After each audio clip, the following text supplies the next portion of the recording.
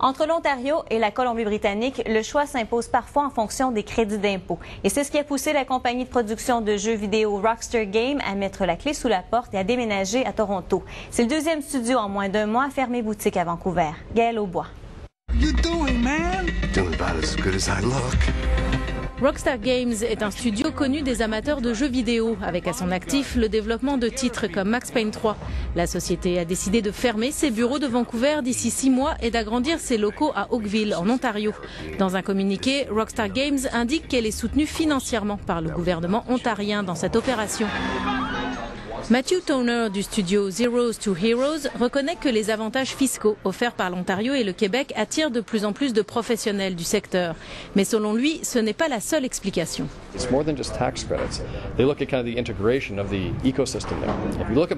Il ajoute que des villes comme Montréal ou Toronto sont attractives car les différents paliers de gouvernement, municipal, provincial, travaillent ensemble pour offrir un cadre socio-économique intéressant à la fois pour les entreprises et les employés.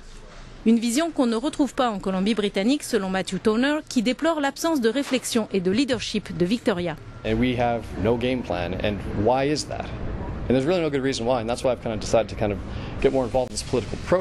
L'entrepreneur a même décidé de se lancer en politique au sein du NPD pour faire bouger les choses, car, dit-il, il faut quelqu'un qui connaisse bien ce milieu pour développer des solutions.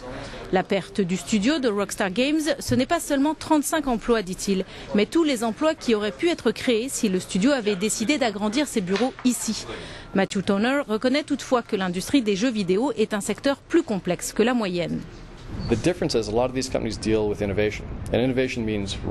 Il explique qu'il y a beaucoup de recherche et développement et que cela signifie plus de risques pour les investisseurs. Mais selon lui, le jeu en vaut la chandelle.